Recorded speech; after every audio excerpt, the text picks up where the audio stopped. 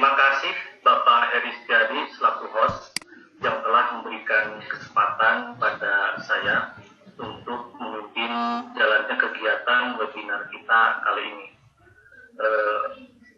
Baik, Bapak Ibu mohon izin kita akan memulai saja kegiatan webinar kita kali ini. Bismillahirrahmanirrahim. Innal hamdalillah wassalatu wassalamu ala Rasulillah wa ala alihi wa sahbihi wa wala. Asyhadu an la ilaha illallah wa asyhadu anna Muhammadar Rasulullah. Amma ba'du. Assalamualaikum warahmatullahi wabarakatuh. Selamat siang semuanya, salam sejahtera bagi kita semua. Perkenalkan, saya Dida Sugiawan yang akan bertindak selaku moderator dalam kegiatan kali ini. Pertama-tama, marilah kita panjatkan puji dan syukur kehadirat Allah Subhanahu wa Ta'ala yang telah memberikan nikmat berupa kesehatan sehingga kita semua dapat bertemu dalam kegiatan ini. Salawat serta salam marilah kita limpah curahkan kepada Nabi Muhammad Sallallahu Alaihi Wasallam, kepada para sahabatnya, kepada para tabi'in, kepada kita semua sampai akhir zaman. Alhamdulillahirabbil alamin. Bapak, Ibu, guru, para pendidik yang hebat dari seluruh Indonesia, kita dapat ketemu dalam kegiatan webinar yang mengambil tema mengenal asesmen kompetensi minimum. Kegiatan ini diselenggarakan oleh Perkumpulan Pendidik Biologi Indonesia Kuliah.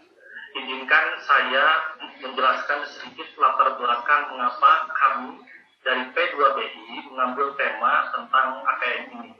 Hal ini berdasarkan dari pernyataan Bapak Menteri Pendidikan dan Kebudayaan kita yang saya kutip dari www.kemdikbud.go.id bahwa pada tanggal 11 Desember 2019 beliau mengatakan bahwa tahun 2020 akan menjadi tahun terakhir pelaksanaan ujian nasional. Ujian nasional tahun 2021 akan diganti dengan asesmen kompetensi minimum dan survei karakter. Perubahan kebijakan UN yang diganti dengan AKM dilakukan berdasarkan hasil survei dan diskusi dengan berbagai pemangku kepentingan di bidang pendidikan, antara lain guru, siswa, dan orang tua. Menurut Mendikbud, selama ini materi ujian nasional terlalu padat, sehingga fokus siswa cenderung untuk menghafal materi dan bukan pada kompetensi belajar. Jadi, UN selama ini hanya menilai satu aspek, yaitu kognitif saja. Bahkan tidak semua aspek kognitif dites. UN lebih ke penguasaan materi, belum menyentuh karakter siswa yang lebih holistik. Pendidikan memang membutuhkan tolak ukur, tapi apa yang diukur dan siapa yang diukur, itulah yang akan diubah melalui pelaksanaan asesmen kompetensi minimum dan survei karakter. Jadi berdasarkan kebijakan tersebut, tentu saja membuat kita semua, para guru dan pendidik, merasa penasaran dan haus akan informasi seperti apa AKM itu, bagaimana AKM itu, dan seperti apa contoh-contoh soalnya AKM itu. Maka dalam kesempatan ini P2BI Kuliah hadir untuk menjawab rasa kepenasaran tersebut. Ya, jadi itu latar belakang mengapa P2BI Kuliah mengambil tema tentang AKM yang membuat kita semuanya penasaran karena kita semua akan melaksanakan itu. Nah, saya akan membacakan susunan acara untuk kegiatan kita hari ini. Yang pertama ada pembukaan dan pembacaan tata tertib. Kemudian yang kedua ada pemaparan materi tentang mengenal asesmen kompetensi minimum. Yang ketiga tanya jawab. Yang keempat ada ramah tamah dari pengurus P2BI Kuliah. Dan yang kelima ada penutupan. Jadi Bapak Ibu, selain kegiatan webinar penyampaian materi tentang asesmen kompetensi minimum, kita juga ada sesi ramah tamah dengan pengurus P2BI. Harapannya kami membuka pintu selebar-lebarnya bagi Bapak Ibu untuk dapat bergabung dengan kami. Baik, sekarang kita langsung saja ke acara yang pertama, yaitu pembukaan. Bapak Ibu, marilah kita sama-sama membuka kegiatan ini dengan mengucapkan basmalah bersama-sama. Bismillahirrahmanirrahim. Semoga kegiatan yang akan kita laksanakan dapat berjalan dengan baik dan lancar, serta mendapatkan berkah dari Allah Subhanahu wa Ta'ala. Amin ya rabbal alamin. Berikutnya saya akan membacakan tata tertib selama kegiatan webinar berlangsung. Yang pertama, peserta dimohon untuk menonaktifkan mikrofon selama kegiatan webinar berlangsung, kecuali pada saat dipersilahkan untuk bertanya pada sesi tanya jawab. Kemudian yang kedua, pertanyaan dapat diajukan juga pada kolom chat dengan format tuliskan nama, asal instansi, dan pertanyaan. Kemudian yang ketiga, dimohon juga untuk tidak menggunakan aplikasi untuk mencoret-coret dan mengklik share screen.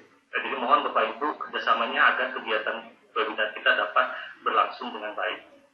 Kemudian peserta yang mendapatkan sertifikat adalah peserta yang mengikuti kegiatan webinar dari awal sampai akhir serta mengisi presensi. Link presensi akan dibagikan sekitar 15 menit menjelang akhir kegiatan. Dimohon Bapak Ibu untuk mengisi dengan benar, pastikan dengan benar nama, gelar, asal instansi Bapak Ibu, karena akan langsung dikirimkan ke email Bapak Ibu. Kemudian itu adalah tata tertib kegiatan pelaksanaan webinar kita kali ini. Selanjutnya kita akan langsung saja memasuki acara yang kedua, yaitu pemaparan materi yang akan disampaikan oleh narasumber kita yang luar biasa, syarat akan prestasi, yaitu Bapak Cece Sutia MPD. Alhamdulillah beliau sudah hadir di tengah-tengah kita. Tapi sebelumnya izinkan saya untuk membacakan CV atau kurikulum beliau. Nama Cece Sutia MPD. Beliau lahir di Bandung 2 Oktober 1984, sehari-hari mengampu biologi di SMA Negeri 1 Parongpong. Beliau tinggal di Cianjuang, Cimahi. Pendidikan formalnya S1 dan S2 itu pendidikan biologi UI. Kemudian beliau juga pernah mengenyam pendidikan non formal, lulus diklat calon pengawas.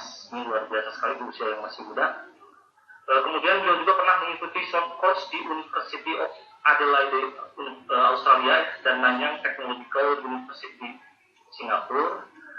Prestasinya ini sangat banyak sekali. Saya akan bacakan beberapa saja. Di antaranya yang pertama ada medali emas Olimpiade Guru Nasional tahun 2013 dan 2019. Luar biasa, 2 kali beliau juara UGM. Kemudian penerima beasiswa Magister Doktoral LPDP dari Kementerian Keuangan. Juara 1 lomba best practice sekolah penyelenggara cerdas istimewa. Juara 1 best teaching performance Kemdiknas tingkat nasional. Juara 1 guru berprestasi ITSF Kedubes Jepang. Juara 1 tingkat nasional guru berprestasi CSF 2010 pertukaran guru ke Singapura, Malaysia, dan Australia. Beliau juga melahirkan banyak karya-karya. Di antaranya beliau menerbitkan buku IPA ya selama 10 tahun terakhir ini. Kemudian juga beliau menulis artikel terindeks Scopus. Kemudian prestasinya bukan hanya untuk beliau sendiri, tetapi beliau juga berhasil membimbing siswa-siswinya untuk meraih medali perak Olimpiade Penelitian Siswa Indonesia dari Kemdikbud, medali perak Olimpiade Sains Nasional Biologi tahun 2015, kemudian juga juara 1 riset di Thailand, dan juara di Hiroshima, Jepang tahun 2019. Dan kegiatan beliau selain mengampu biologi di SMA Negeri 1 Parongpong, beliau juga aktif sebagai penulis buku di Erlangga bersama Ibu Yunaning Tias, yang kita semua kalau orang biologi pasti sudah hafal baik dengan beliau ini. Beliau juga Ketua Ikatan Guru Indonesia Kabupaten Bandung Barat, Sekretaris Perkumpulan Pendidik IPA Indonesia PPII Jawa Barat, dan Koordinator Bidang Inovasi Perkumpulan Pendidik Biologi Indonesia P2BI saat ini. Jadi itulah beberapa prestasi dan karya yang tidak mungkin saya sebutkan satu persatu semuanya. Oleh karena itu, untuk mengefektifkan waktu, kita langsung saja ke Pak Cece untuk memberikan kesempatan beliau menyajikan materi tentang asesmen kompetensi minimum. Waktunya 40 menit, Pak Cece, kemudian sesi kedua nanti kita akan ada tanya jawab sekitar 20 menit. Untuk paket C, saya persilahkan.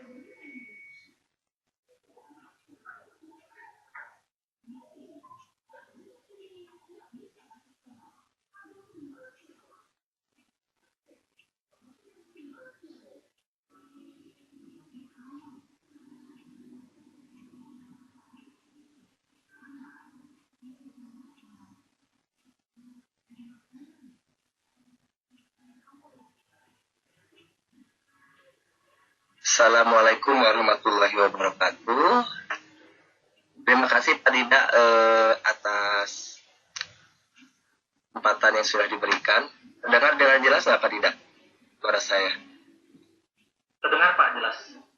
Dengar ya Pak ya? Ya, lanjut saja. Pak Dida ini adalah kakak tingkat saya ya Bapak Ibu. Waktu kuliah. Jadi setahun di atas saya. Beliau itu panutan lah dulu kalau di jurusan. Rajin sekali. Mana ya? Oke. Kali ini Bapak Ibu kita akan membahas tentang AKM dan survei karakter. Nah, seperti kita ketahui bahwa rencananya tahun depan kementerian itu akan mengadakan asesmen nasional. Nanti ada beberapa asesmen, salah satunya AKM untuk murid dan survei karakter. Nah, kenapa kita istilahnya itu membahas padahal juga belum ada. Nah ini Bapak Ibu, jadi kepastiannya itu nanti akan muncul jika sudah ada jenis yang diterbitkan oleh Kementerian Pendidikan dan Kebudayaan. Namun kan tidak ada salahnya ya jika kita mempersiapkan untuk mengantisipasi perubahan di masa mendatang. Karena sebelum-sebelumnya kementerian itu sudah melaksanakan yang disebut dengan aksi, yaitu asesmen kompetensi siswa Indonesia. Nah itu dia acak ya itunya respondennya itu.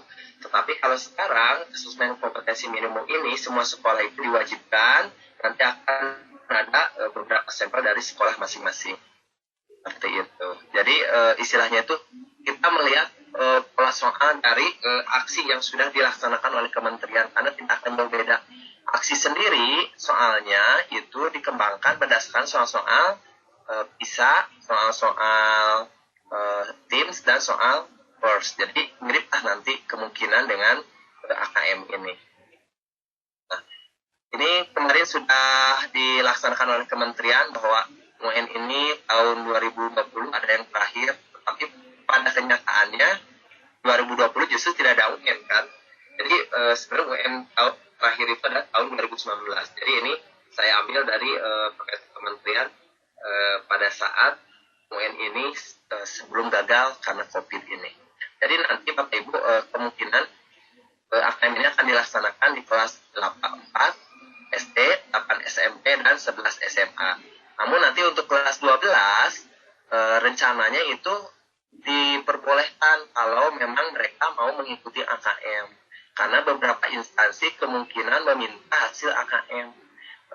Jadi misalnya kepolisian meminta hasil AKM. Yang mau tidak mau berarti siswa harus daftar AKM yang kelas 12.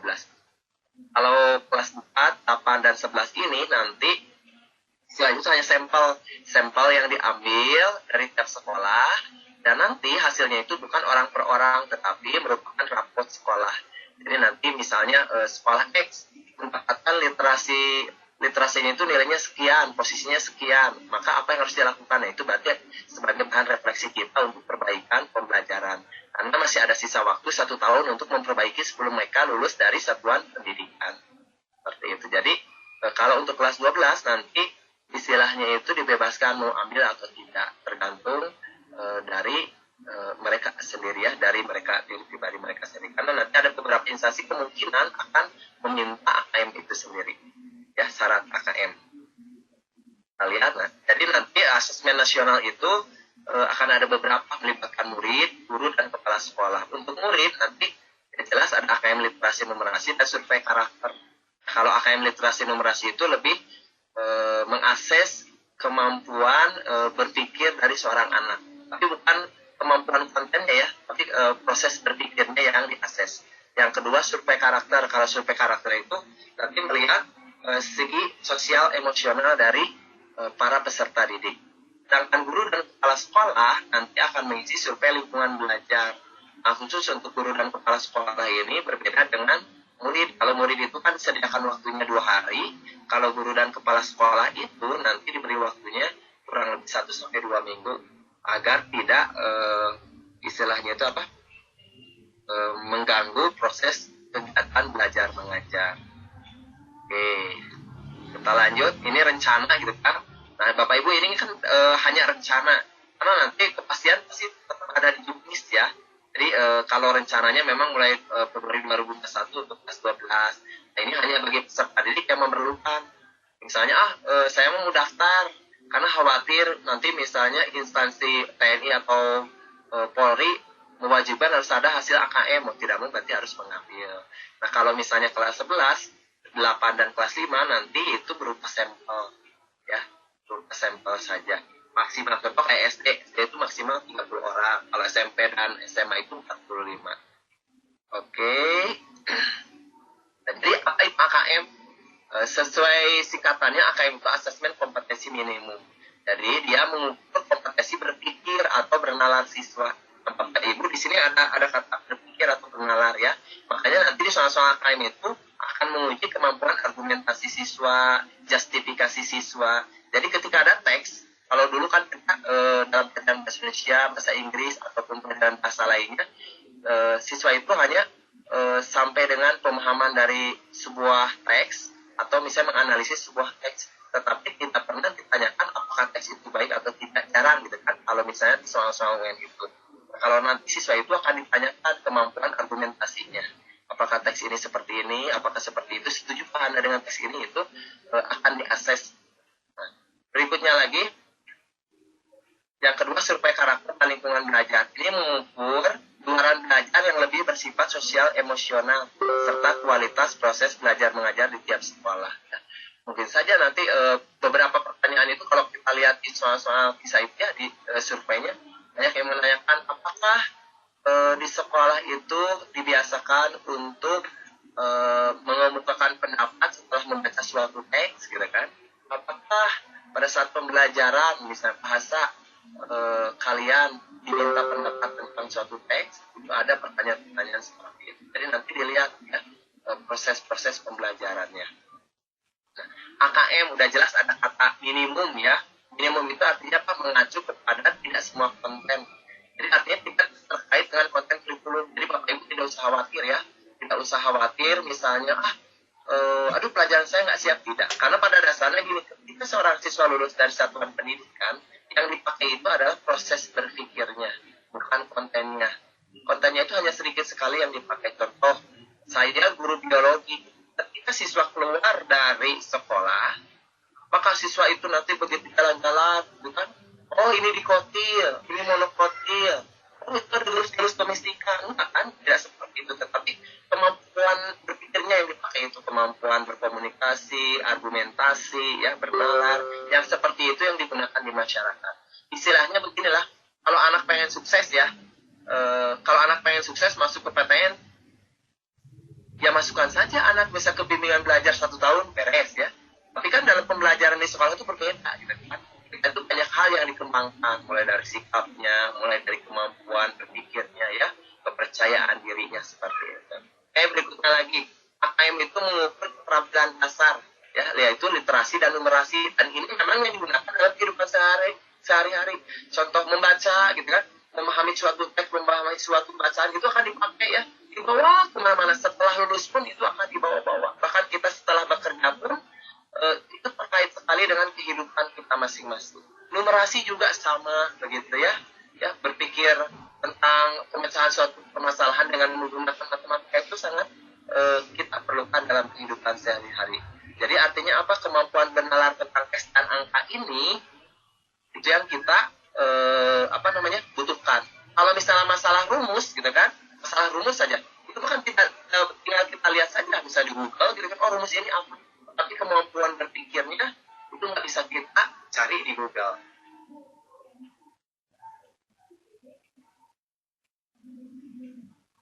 Jadi istilahnya apa? Sekarang atau proses berpikir. Oke. AKM dilaksanakan untuk kelas 4, 8, dan 11 tadi ya. Sudah dikerjakan. Nah, ini kita lihat. Di sini Bapak Ibu bisa membaca untuk soal AKM itu ya. Ada apa saja? Yang pertama ada objektif. pilihan ganda hanya ada satu jawaban yang benar. Seperti biasanya anak diminta memilih nanti mana jawaban yang paling benar. Yang kedua ada pilihan ganda kompleks, ya. Jawaban benarnya lebih dari satu, misalnya berilah tanda silang kepada pernyataan berikut yang sesuai dengan teks. Nah, yang mana saja ada gitu kan. Jadi jawabannya itu bisa lebih dari satu. Yang ketiga ada menjodohkan, ada isian singkat, ya, isian singkat tetapi jawabannya udah pasti gitu kan. Bisa satu kata, dua kata tapi pasti. Dan yang terakhir adalah esai berupa uraian. Khusus untuk literasi membaca nanti ada dua jenis, ada konten teks informasi dan teks sastra. Jadi kalau teks informasi itu teks yang berupa data-data atau memuat suatu informasi tertentu, ya, biasanya diambil berupa data ya. Kalau teks sastra itu biasanya berupa kayak cerpen gitu kan, atau cerita-cerita fiksi seperti itu. Nanti kita lihat contoh teks informasi dan teks sastra. Lalu yang ditanyakan seperti apa? Dari satu teks itu biasanya bisa 10 sampai 15 pertanyaan. Ya, teksnya cukup kompleks lah. Teks yang pendek-pendek seperti di UN. Rata-rata kalau di UN kan teksnya itu pendek-pendek ya. Kalau ini teksnya cukup kompleks, bisa 4 halaman dan lain-lain. Jadi istilahnya apa? Kekuatan atau misalnya kekuatan siswa untuk tahan membaca itu sangat penting Bapak Ibu. Kan siswa saya saja ketika misalnya mengikuti simulasi itu ada rasa bosan, aduh males bacanya gitu kan. Nah, kemungkinan siswa kita juga seperti itu. Nah, itu yang tidak kita harapkan ya. Berikutnya lagi nanti kalau misalnya proses kognitif untuk literasi membaca ada apa saja? Kalau misalnya untuk literasi kognitif, proses kognitif yang pertama itu ada menemukan informasi. Ini mah mudah lah, tersurat ya di sana. Yang berikutnya lagi interpretasi dan integrasi. Kalau ini tersirat, nanti mengevaluasi dan refleksi. Mengevaluasi dan refleksi itu nanti ditanya gitu kan, apakah kamu setuju dengan teks ini? Kamu lebih memilih teks 1 atau teks 2? Karena dalam satu teks itu nanti ada beberapa subjudul. Nanti ditanya apakah kamu lebih setuju terhadap subjudul ini atau subjudul itu, berikan alasannya. Itu nanti lebih ke evaluasi dan refleksi. Nanti kalau konteksnya ada personal, sosial budaya, dan saintifik ya, latar dari bacaan tersebut. Kalau untuk misalnya yang numerasi gitu kan, kontennya apa saja ada 4. Yang pertama bilangan, nanti kita lihat contoh-contohnya. Yang kedua pengukuran dan geometri, yang ketiga data, dan yang keempat aljabar. Nah, proses kognitifnya itu ada 3. Ini mirip dengan soal-soal kita, ada pemahaman, aplikasi, dan penalaran. Lalu kita lihat ya berikutnya. Ini udah tadi ya. Tadi kan dibagi 3 level, ada pemahaman konsep, aplikasi konsep, dan level penalaran konsep. Ini contoh yang bilangan. Ya, Bapak Ibu, contoh yang bilangan. Di sini misalnya ceritanya ada suatu garis bilangan ya. Ini garis bilangan ini. P dan Q adalah 2 bilangan pecahan pada garis di atas. Ada P dan Q yang ini. P dan Q. P kali Q sama dengan N. Di manakah letak titik N pada garis tersebut? Nah, ini bilangan Bapak Ibu. Ini diambil dari soal-soal PISA. Kalau Bapak Ibu perhatikan kan kalau di kita rata-rata misalnya setengah dikali seperempat berapa seperti itu. Nah, kalau ini diubah ke simbol. Jawabannya kira-kira yang mana Bapak Ibu? A, B, C, D. Ya, ini contoh yang bilangan. Berikut lagi geometri dan pengukuran. Kita lihat di sini. Berikut adalah contoh jawaban siswa untuk soal yang disediakan. Diberi sebuah persegi panjang dengan ukuran 6 kali 4. Coba temukan bangun datar lain yang memiliki luas yang sama. Ini geometri ya. Nah, Bapak Ibu di sini ini ceritanya ada persegi panjang 6 kali 4 berarti 24. Kalau ini sentimeter ya 24 cm persegi. Anak-anak diminta mencari bangun yang memiliki luas yang sama. Apakah yang nomor 1 dekat, ataukah 2, ataukah yang ketiga. Nah, kalau misalnya di kita kan rata-rata anak-anak kita itu menghitungnya menggunakan rumus ya. Menggunakan rumus, padahal ini bisa juga tidak menggunakan rumus, tetapi lebih ke penalaran. Ya, lebih ke penalaran, bisa di istilahnya itu anak-anak itu diminta untuk penalar gitu kan. Kan kalau misalnya anak tidak lupa rumus bagaimana gitu kan.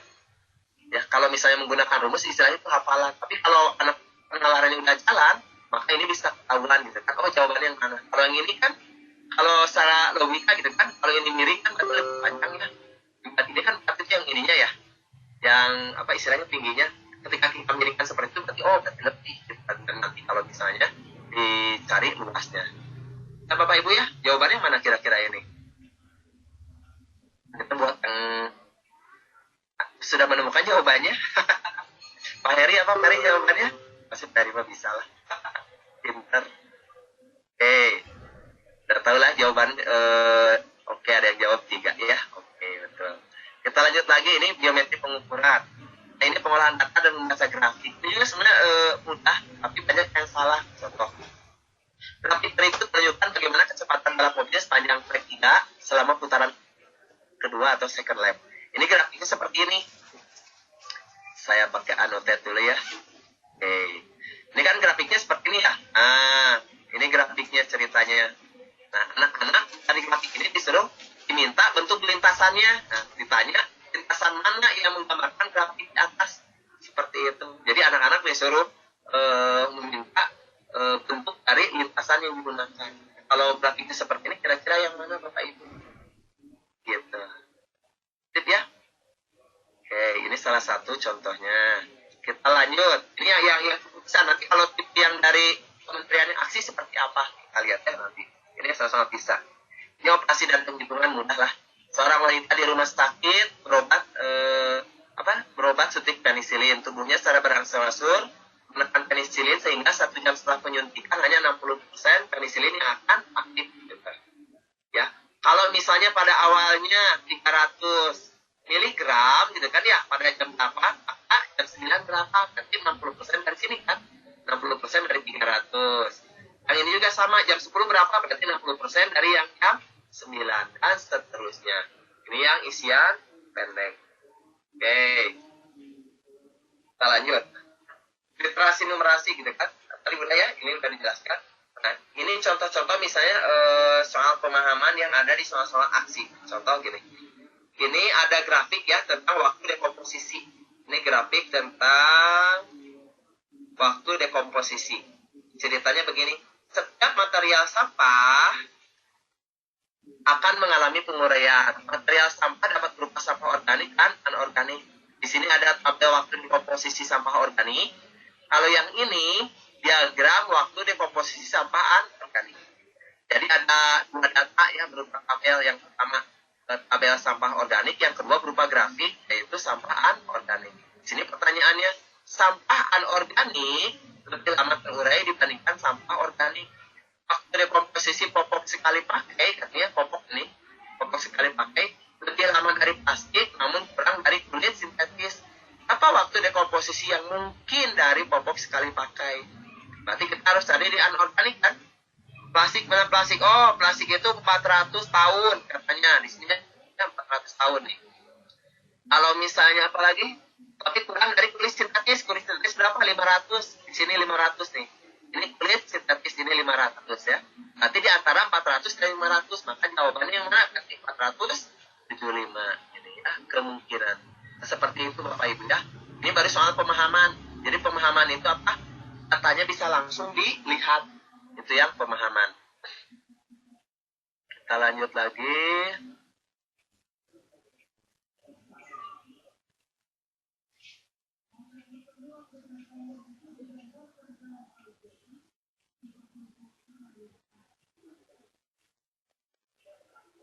Oke, kita lanjut ya. Sekarang Ya lanjut Pak. Tapi ini masih belum muncul, masih loading. Masih loading ya? Tapi suara Pak Cece jelas. Oke. Berikutnya penalaran konsep. Nah, udah muncul. Ya. Di sini ada penalaran konsep masih sama datanya ya. Oke. Di sini seorang siswa, geserkan ya. Seorang siswa ingin menggabungkan data waktu dekomposisi sampah organik dan anorganik menjadi sebuah diagram batang.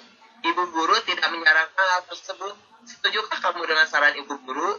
Jelaskan. Nanti di sini si anak ini diminta memilih jawaban. Kalau Bapak Ibu buka soal bisa ya, yang berbasis komputer, anak itu tinggal memilih di sini. Jadi ada pilihannya setuju atau tidak. Di sini nanti tinggal dituliskan alasannya si siswa itu di komputernya.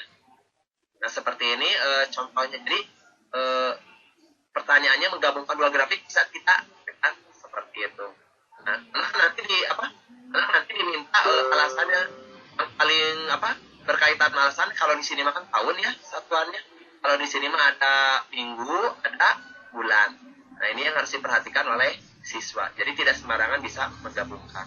Itu contoh yang penalaran. Jangan-jangan yang aplikasi belum. Nah, ini aplikasi tadi lewat ya. Yang aplikasi sebelum penalaran.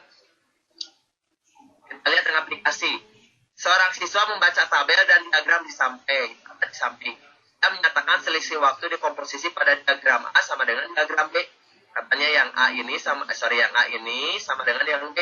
Selisihnya ya. Manakah koreksi yang benar dari buku tersebut? Perhatikan jenis material sampel di dua diagram. Atau perhatikan satuan unit waktu di komposisi.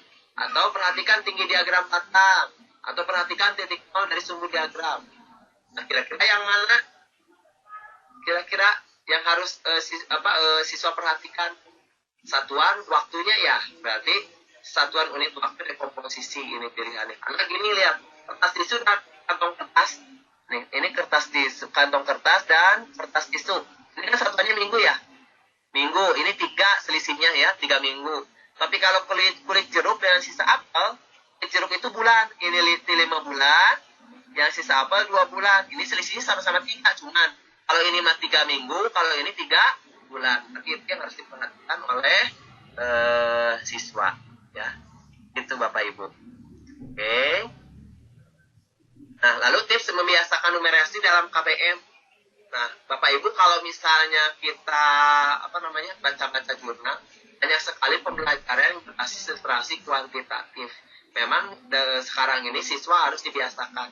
Jadi ketika Bapak Ibu bisa melakukan sebuah percobaan, misalnya dalam biologi, itu harus dibiasakan dengan kuantifikasi, ya, kuantitatif. Kalau biasanya kita misalnya di makanan itu hanya cerot. Oh, berubah warna. Oh, ini ada glukosa. Oh, ini ada protein. Tidak seperti itu. Nanti harus diajarkan siswa itu sampai dengan menghitung persentasenya atau berbasis data kuantitatif. Jangan kualitatif lagi. Contoh ginilah yang paling utama. Banyak siswa ditugaskan oleh guru kimia atau guru prakarya. Ya, ketika mereka mengolah sebuah makanan, datanglah mereka ke ruangan guru. Mereka suka membawa makanan. Pak, tolong dinilai. Keren nggak? Kayak gitu kan? Pak, tolong dinilai gitu kan? Nah, Bapak Ibu, kalau ke anak, ketika memberikan sebuah proyek, biasakan anak itu mengambil datanya secara kuantitatif, gitu kan? Artinya apa? Yang dapat dihitung dengan angka-angka. Jangan hanya enak tidak Pak? Gitu. Enak, tidak enak nggak Pak? Tidak enak, misalnya hanya seperti itu. Tapi siswa itu dibiasakan, misalnya dibiasakan untuk organoleptik. Rasanya bagaimana, baunya bagaimana, teksturnya bagaimana, dan nanti ada skala, misalnya 1, 2, 3, 4. Misal kalau 1 itu warnanya tidak menarik, 2 itu kurang menarik, 3 itu menarik, 4 sangat menarik. Nah, dari checklist itu anak nanti dari 10 responden misalnya, maka mereka harus bisa menghitung minimal persentase. Jadi nanti dari warna berapa persen nilainya. Nah, seperti itu Bapak Ibu pembelajaran yang disebut dengan berbasis data kuantitatif. Jadi jangan hanya gini, rata-rata kalau saya nanya ya, proyek-proyek yang berkaitan dengan suatu produk, mereka suka menjawab begini kalau kita tanya, tahu dari mana produk kamu ini bagus? Tinggal dicoba aja Pak, kalau enak, berarti kita berarti bagus, kalau tidak enak, berarti nggak bagus gitu kan. Baru kita jual. Nah, anak itu katanya itu kurang valid gitu kan, disebut enak kan. Seberapa persen enaknya gitu istilahnya. Jadi anak itu harus dibiasakan kalau disebut dengan enak itu apa kriterianya. Itu yang harus dibiasakan ke anak, ya, dibiasakan ke anak untuk mengolah data secara sederhana. Sampai nanti anak menyajikan dalam tabel, ya, menyajikan juga dalam sebuah grafik. Yang kedua, membiasakan siswa itu mencari pola, ya, mencari pola. Jadi ketika siswa menghadapi suatu permasalahan, siswa itu harus bisa mendekomposisi, mencari pola, generalisasi, baru membuat algoritma. Nah, ini yang sering kita kenal dengan istilah pembelajaran apa kalau sekarang itu? Computational thinking. Nah, ini Pak Heri ahlinya ya, karena tadi kita insight ini dikembangkan. Kemarin di kitab insight itu dikembangkan ini ya, dan sekarang juga masih. Jadi artinya apa? Karena computational thinking itu mengajarkan anak untuk bernalar. Ya, cuman di kita belum terlalu booming dan belum terlalu familiar, gitu kan? Karena belum terbiasa guru-guru itu ya. Rata-rata kita itu karena memang kurikulumnya itu berbasis konten, maka kita ngejarnya konten. Nah, Bapak Ibu nggak usah khawatir, karena sekarang kan ada penyelenggaraan kurikulum. Mungkin Bapak Ibu sudah melihat yang di-share oleh kementerian kan, yang ada yang sudah meng-share padahal belum resmi ya, bahwa struktur jam kurikulum berubah kan, memang dari kontennya juga berubah. Jadi nanti mas sedikit konten ya, tapi lebih ke konsep kan, anak itu dibiasakan untuk belajar tentang proyek ya. Jadi kemampuan berpikirnya yang kita asah nanti di kurikulum yang baru. Berikutnya lagi, mengangkat aktivitas sehari-hari yang dapat diselesaikan secara matematis. Jadi istilahnya itu jangan mengawang-awang lah. Jadi angkat permasalahan yang ada di sekitar lingkungan kita. Kalau misalnya di Parongpong banyak sayuran dan bunga, maka berarti permasalahan tentang sayuran dan bunga yang diangkat oleh kita akan nanti pembelajaran itu benar-benar bermakna. Kita lanjut. Mana ya? Oke.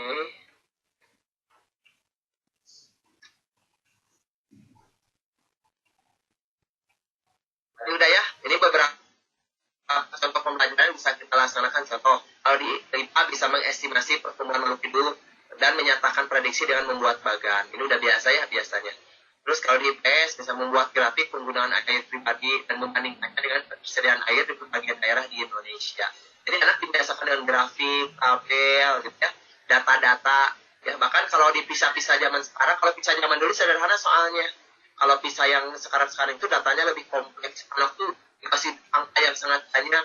Padahal kalau misalnya anak membacanya cepat, oh ternyata tidak usah semua dibaca datanya. Kadang-kadang kan kalau anak tidak terbiasa membaca data, dibaca satu-satu gitu kan, itu wasting time. Jadi nanti akan menghabiskan waktu. Disinilah pentingnya kita membiasakan anak membaca tabel dan grafik ini. Mungkin kalau guru biologi udah biasa ya kalau menghadapi soal-soal OSK saja. Itu biasanya data dan data anak biasakan membaca grafik, gambar, tabel yang sangat kompleks. Berikut lagi literasi membaca ya. Jadi literasi terbagi nanti atas level mencari informasi, memahami teks, dan mengevaluasi serta merefleksi teks. Jadi ada 3 level. Contoh yang literasi membaca, mencari informasi.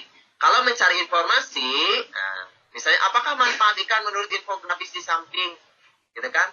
Ini sudah ada tersedia di sini jawabannya. Jadi tinggal anak melihat saja seperti itu. Itu disebut dengan mencari informasi. Jadi mudah lah ya kalau mencari informasi. Nah, lihat ini soal-soal tipe yang dibuat oleh kementerian saja dia berupa infografis. Kenapa seperti ini? Karena memang sekarang infografis itu lebih banyak berkeliaran ya, bersebaran di dunia maya atau di lingkungan anak-anak. Gitu kan. Jadi anak juga dibiasakan. Jadi Bapak Ibu nanti kan pembelajaran biasakan juga dengan infografis tertentu ya. Oke, kita lanjut lagi. Memahami teks. Nah, di sini manakah pernyataan yang merupakan fakta atau opini terkait ironi konsumsi ikan di Indonesia? Ini ceritanya ada teks ya tentang ironi konsumsi ikan di Indonesia. Kenapa? Anak disuruh mencari apakah pernyataan tingkat konsumsi ikan di Indonesia jauh lebih rendah dari negara tetangga, fakta atau opini, gitu kan? Anak disuruh memilih salah satu, ya. Itu soal-soalnya. Kita berikutnya lagi mengevaluasi dan refleksi teks di sini. Nah ini anak harus dibiasakan justifikasi Bapak Ibu. Jadi kalau di UN itu tidak ada soal-soal dalam bahasa itu yang justifikasi benar atau salah. Tapi kalau misalnya di soal literasi yang AKM itu akan ada. Contoh di sini, seorang pengamat nutrisi mengatakan bahwa slogan sehat, cerdas, dan pintar karena makan ikan adalah kelebihan. Setelah membaca ketiga teks, setujukah kamu dengan pernyataan pengamat nutrisi tersebut? Setuju atau tidak setuju? Nanti harus memberikan alasannya. Jadi yang pertama, anak itu dibiasakan menjustifikasi sesuatu, dan yang kedua, anak itu diakses juga kemampuan penalarannya, berargumentasinya. Jadi kemampuan penalaran atau kemampuan argumentatifnya juga itu diakses atau dinilai oleh itu yang jarang yang tidak bisa dilakukan oleh soal-soal tipe UN. Nah, kenapa ini penting Bapak Ibu? Karena seorang yang baik di masyarakat itu adalah manusia yang mampu mengambil keputusan ya. Mengambil keputusan itu tentu saja harus ada alasannya. Nah itu yang dipakai di masyarakat kan. Jadi ketika misalnya kita memberikan sebuah permasalahan, gitu kan, tentu aja kalau misalnya dalam biologi, gitu ya, yang disebut dengan metakognitif Bapak Ibu. Nah, ini soal-soal metakognitif. Kalau di 13 itu Bapak Ibu 13 ya, di kurikulum 2013 kan ada di KI-nya itu bahwa salah satu kemampuan anak kelas itu kemampuan metakognitif ya. Nah ini salah satu soalnya, contoh soalnya. Jadi kalau kemampuan metakognitif begini, ketika kita membuat TPL di biologi itu kan ada pembelajaran membuat TPL dan bioteknologi ya, praktik contohnya. Anak itu nanti misalnya diminta memilih, kamu lebih suka tempe yang menggunakan plastik atau menggunakan apa ya, daun. Nah, pilih, kamu suka yang mana? Oh saya suka yang ini, alasannya apa? Nah itu bisa kita kembangkan. Jadi nanti bisa dilihat kenapa dia memilih plastik, kenapa dia memilih daun, seperti itu. Oke, itu karena kemampuan justifikasi itu penting Bapak Ibu. Karena ada orang yang penakut untuk mengambil keputusan. Dikit-dikit tanya, aduh, apakah gini baik atau enggak? Ada yang seperti itu ya tipenya. Tapi ada juga yang orang mengambil keputusan tanpa istilahnya itu apa ya? Penalaran itu jalan. Yang penting ngambil keputusan dulu. Tapi ada orang yang berpikir dulu, gitu kan? Baik buruknya baru dia ngambil keputusan. Itulah yang dipentingkan di masyarakat. Nah, berikutnya lagi Bapak Ibu, ini contoh soal-soal yang aksi. Di sini ada membaca judulnya liburan keluarga. Nah, judulnya contoh liburan keluarga. Penulis dari blog tersebut adalah, di sini tidak disebutkan apakah dia seorang ayah, seorang ibu, seorang anak, seorang pengamat sosial, seorang psikolog anak, gitu kan? Ya, cuma di sini ada nama, sampai di sini ada tulisan blog Mama Peduli. Jadi kemungkinannya siapa ini? Ya, banyak kemungkinan sebenarnya, cuma kita bisa memilih yang paling mungkin adalah berarti seorang ibu, gitu kan? Mungkin saja di sini ada ayah-ayah yang apa istilahnya itu bermetamorfosis gitu kan, menjadi emak-emak gitu ya, belum Mama Peduli sebagai pengisi konten, misalnya pengisi konten kami ngecap setoran gitu kan, bisa aja ya seperti itu. Berikutnya lagi, nah di sini berdasarkan Iciwasana, gitu kan, sebutkan satu contoh perilaku konsumtif. Nah ini mah mudah lah ya, tersurat di sini. Oke, berikutnya lagi. Nah ini Bapak Ibu, saya suka karena di soal PISA nomor pertama itu yang tahun-tahun kemarin ada yang kayak gini, mirip kayak gini, soalnya bukan kayak gini. Contoh di sini. Bapak ingin mengusulkan cara berlibur yang berkesan untuk seluruh anggota keluarga ya. Namun juga mendidik dan juga murah di sekitar Kota Bandung kepada ibunya. Nah, saya geserkan dulu ya. Dapat menelusuri informasi tersebut melalui mesin pencari internet. Dapat mengetikkan kata liburan, katanya ya, kata liburan di mesin pencari dan ditemukan 42.200.000 laman yang terkait liburan. Oke, ada seperti ini ya. Hasilnya seperti ini. Kalau di soal pisahnya mirip kayak gini, tapi anak disuruh memilih kira-kira mereka harus ngeklik yang mana gitu kan. Soal pisahnya mah ada seperti itu ya. Oke, kita lanjut ke slide berikutnya. Ini soalnya ya. Tuliskan minimal 3 kata yang perlu ditambahkan gitu ya. Ya. Pada halaman yang sesuai dengan kebutuhannya, ya sesuai. Tadi kan Bapak itu ingin apa? Liburan yang murah, juga tadi apa ya? Mendidik. Terus ada 3 kata yang tulisan di sini, berarti liburan, murah, dan mendidik gitu, sesuai dengan tadi keinginan Bapak. Jadi anak itu udah dibiasakan mencari informasi aja, anak harusnya, dan itu berhubungan dengan literasi Bapak Ibu ya. Atau ketika kita ngetik ini aja, misalnya saya ingin mencari literatur tentang bandrek, jika saya tuliskan manfaat bandrek gitu kan nanti di sini ada resep membuat bandrek, bahan-bahan bandrek gitu kan, manfaat bandrek, anaknya harus sudah gitu kan, karena harus diketik. Tidak mungkin anak ngetik satu-satu gitu kan, karena itu akan istilahnya itu wasting time gitu kan, buang-buang waktu. Jadi efektivitas atau efisiensi dari mencari sumber informasi juga diakses dalam literasi membaca ini Bapak Ibu ya.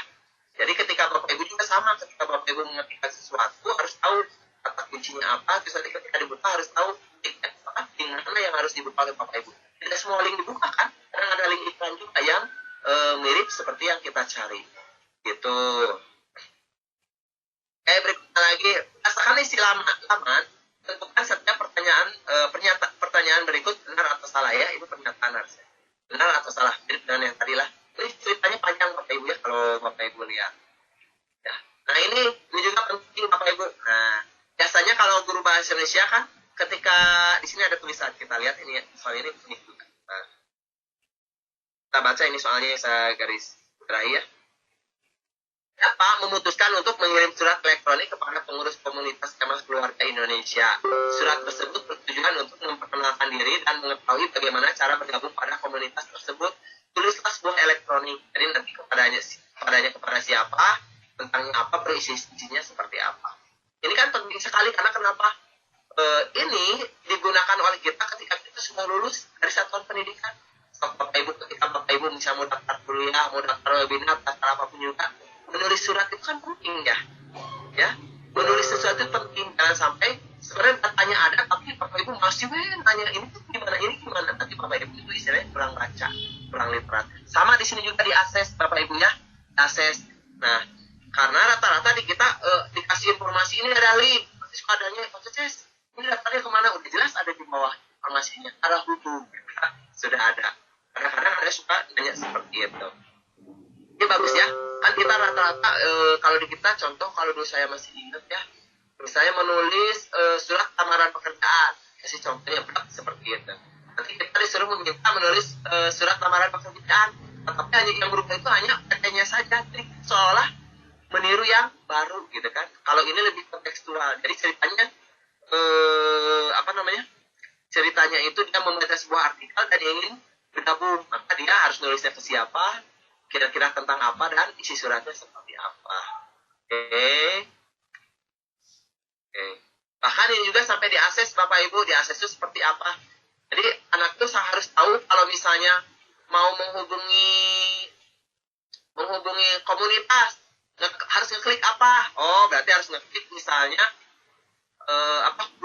hubungi kami, karena nanti di hubungi kami itu akan ada misalnya alamat pengurus komunitas untuk mengajukan alamat atau narah hubung, biasa suka ada isinya. Jadi di sini soalnya dimintanya itu adalah mendrag. Jadi sini itu didrag, misalnya oh ini jadwal dan tempat, kira-kira masuknya kemana gitu kan. Kalau alamat pengurus komunitas didragnya kemana, ini tinggal digusur aja, gusur ke sini truk seperti itu ya. Oke, banyak contohnya nanti yang di dan seterusnya lah ya. Nah, kalau survei karakter Bapak Ibu, ini akan dijadikan tolak ukur, bisa memberikan umpan balik kepada sekolah. Apakah sekolah itu bahagia atau tidak? Si anak itu di sekolah gitu kan. Oh, anak itu merasa tertekan. Oh, anak itu merasa bahagia.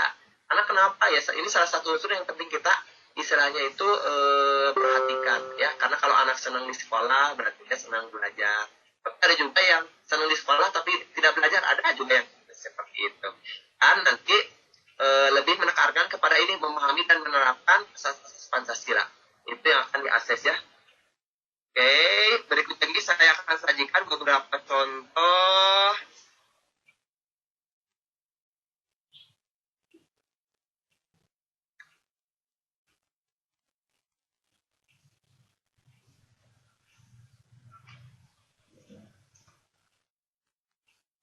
Nih, jadi nanti soal literasi itu Bapak Ibu akan ada ini ketika misalnya kita klik ya, ini kita klik misalnya di sini ya, masukkan nama misalnya halo Gina ya, kebetulan ada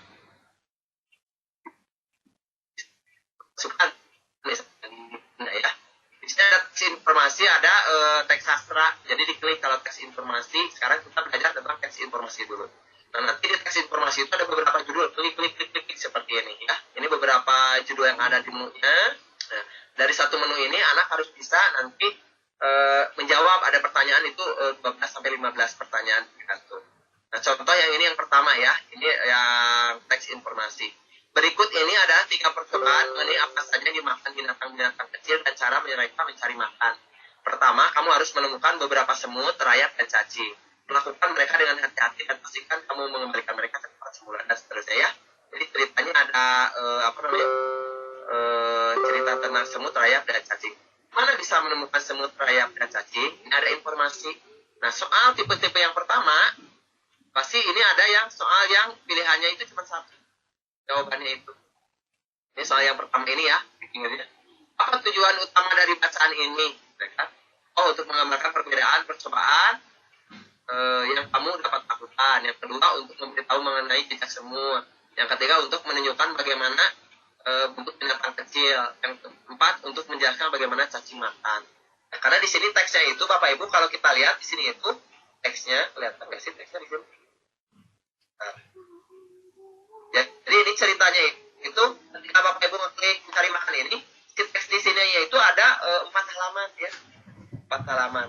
Ini tipe soal yang pertama ya. Tipe soal yang pertama itu ya, ini hanya yang satu jawaban yang benar. Ya, ini hanya satu jawaban yang benar. Nah, kita lihat tipe soal berikutnya. Ya. Ikut ke halaman yang kedua ya. Semut bersama dalam sarang dan seterusnya ya. Ini ada percobaan. Percobaannya misalnya yang pertama taruh apel di atas kertas dan letakkan kertas itu di sarang semut. Tunggu sampai beberapa ekor semut menemukan apelnya. Mereka semua pasti akan menyukai jejak yang sama. Pindahkan apelnya, apakah semut itu langsung bergerak ke arahnya? Yang berikutnya, sekarang taburkan tanah pada kertas untuk menutupi jejak mereka dan seterusnya ya. Nah, nanti di sini ada soal pilihan biasa. Ya, pilihan biasa yang jawabannya itu cuma satu, bisa seperti ini. Ya, jawaban cuma satu. Sesekali seekor semut menemukan makanannya. Bagaimana semut lain dari sarang akan menemukannya juga? Ini salah satu ya. Dan yang kedua adalah berupa ini, uraian. Mengapa semut-semut itu berputar-putar setelah kamu menaburkan tanah?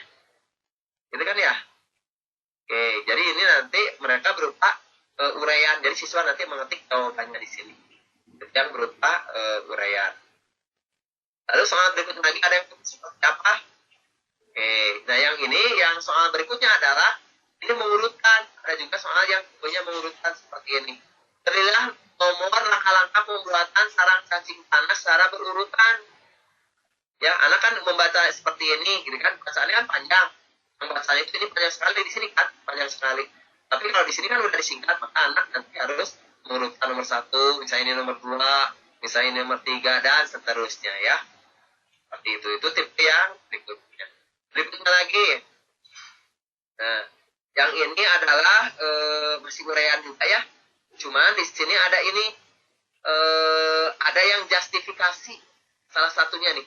Dari 3 percobaan tersebut, manakah yang menurutmu paling menarik? Udah nggak? Anak harus memilih kan salah satu. Nah, berikan alasannya seperti itu. Gunakan informasi dari bacaan untuk menjelaskan jawaban. Paham Bapak Ibu ya?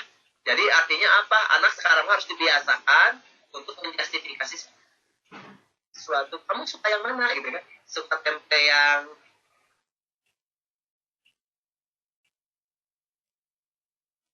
dibungkus plastik atau dibungkus daun? Pasti itu kan ada kembangkan proses berpikir dan bernalarnya. Oke, kita lanjut lagi. Nah, ini saya belum hapus notetnya. Hapus dulu ya. Oke.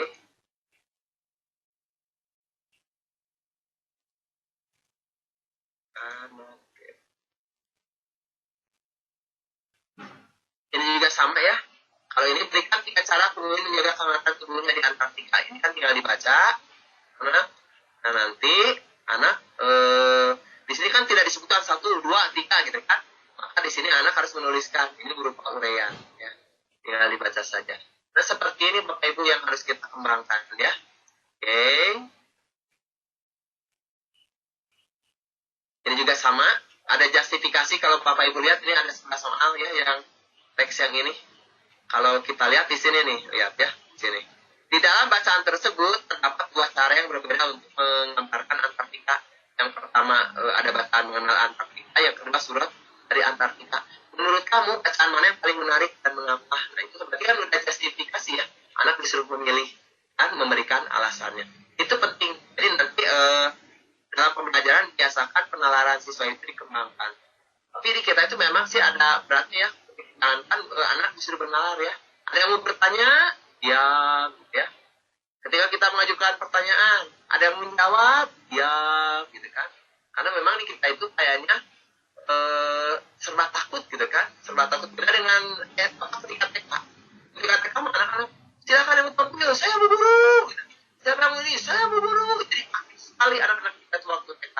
Begitu masuk SD, mulailah berkurang keberanian mengungkapkan pendapat, keberanian bertanya dan menjawab. Gitu kan. SMP makin berkurang, SMA makin diam, seperti itu ya. Kenapa seperti itu? Padahal pada dasarnya anak kita kalau kita lihat, Bapak Ibu semua mungkin di sini sudah punya, tidak semua ya. Mungkin ada yang sudah memiliki anak usia TK atau pernah mengalami TK. Coba perhatikan ketika TK anak kita itu sangat berani sekali ya. mengemukakan pendapat, disuruh ke depan berani, disuruh apa berani, tidak takut salah. Ketika masuk SD, SMP dan SMA mereka jadi penakut gitu kan. Karena memang yang saya rasakan ketika di SMA gitu kan, kita capek misalnya masuk ke dalam kelas gitu kan. Ya, baru kita duduk ada anak yang apa-apa. Ini kok kalian pada ribut ya? Kalau mau belajar ya sudah.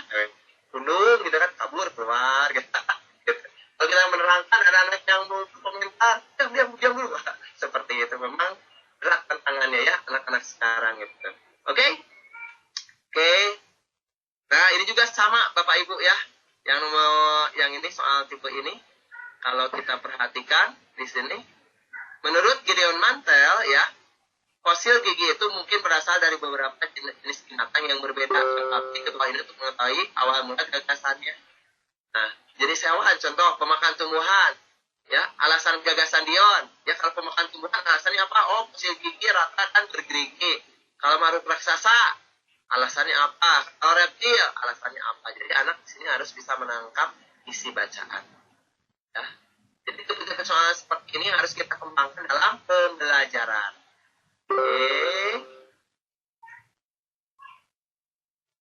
Nah, berikutnya adalah yang teks sastra. Tadi kan ada dua jenis ya, literasi membaca itu ada teks informasi dan teks sastra. Nah, kita lihat. Nah, ini contoh yang teks sastra, judulnya adalah, bentar, kehalangi di bawah di sini ya. Judulnya adalah Malam yang Sukar Dipercaya. Gitu kan? Ini ada 4 halaman, jadi panjang sebenarnya, males bacanya juga, saya juga ya. Tapi ini istilahnya apa? Kalau anak suka baca, nah disinilah pentingnya anak dibiasakan membaca ya, membaca cepat dan memahami isinya. Karena kalau tidak terbiasa nanti awalnya kayak saya ketika baca malas seperti itu. Ya. Ini contohnya ada 4 halaman, anak bisa ngetik ya tiap halamannya di sini. Jadi di sini ada 4 halaman, klik di sini di tiap halaman itu berbeda isinya. Nah nanti contoh yang soal yang pertama dari 12 soal ya, dari satu teks ada 12 soal. Apakah tanda pertama bahwa sesuatu yang aneh sedang terjadi? Anak harus bisa membaca di sini, cari jawabannya ya. Entah itu dari teks 1, teks 2, teks 3, teks 4, kita tidak tahu ya. Teksnya halaman. Oke, gitu. Ini masih soal yang biasa ya. Kita lihat berikutnya lagi. Nah ini kalau yang nomor 5 ini tentunya yang seperti tadi disuruh mengurutkan susunan kalimat di bawah, menurutkan urutan yang sesuai dengan jalan cerita. Kan tadi dari halaman 1, 2, 3, 4 itu kan ada cerita ya, anak disuruh menyusun gitu kan.